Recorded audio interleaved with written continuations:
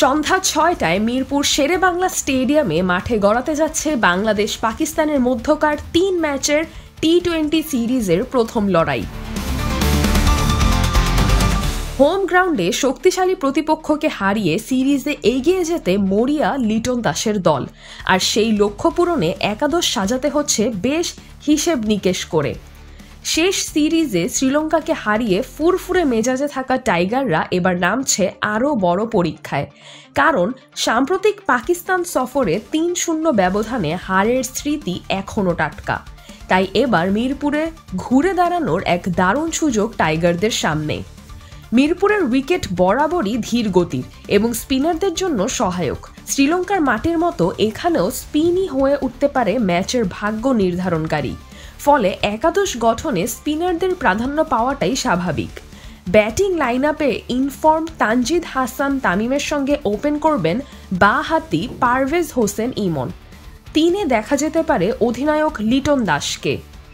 Middle অর্ডারে রয়েছেন ফর্মে থাকা তাওহিদ হৃদয় এবং মারকুটে শামীম হোসেন পাটোয়ারি। ফিনিশার হিসেবে থাকবেন জাকের আলী অনিক, যিনি উইকেট রক্ষকের ভূমিকাও পালন করবেন।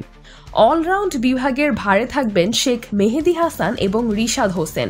তবে কন্ডিশনের কথা মাথায় রেখে রিশাদের বদলে নাসুম আহমেদকেও দেখা যেতে পারে একাদশে। পেস বিভাগে আছেন অভিজ্ঞ মুস্তাফিজুর রহমান এবং তাসকিন আহমেদ। তৃতীয় পেসার হিসেবে প্রতিদ্বন্দ্বিতা করছেন তানজিম হাসান সাকিব ও মোহাম্মদ সাইফুদ্দিন। তবে অতিরিক্ত ব্যাটিং অপশন দিতে হলে সাইফুদ্দিন কিছুটা এগিয়ে থাকবেন। বাংলাদেশ ও পাকিস্তান এর আগে টি-20তে 22 বার মুখোমুখি হয়েছে। এর মধ্যে পাকিস্তান জিতেছে 19 ম্যাচ আর বাংলাদেশ জিতেছে 3টি। তবে মিরপুরে টাইগারদের সেই 3 জয়ের মধ্যে 2টি এসেছে, যা ঘরের মাঠে আত্মবিশ্বাস বাড়াতে পারে।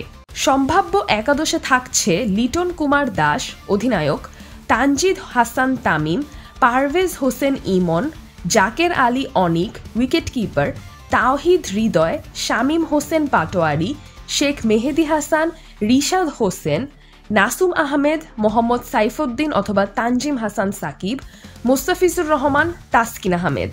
বৃষ্টির পূর্বাভাস থাকলেও যদি পুরো ম্যাচ হয় তাহলে এই একাদশ নিয়ে পাকিস্তানের বিপক্ষে বদলা নেওয়ার মিশনে নামবে বাংলাদেশ।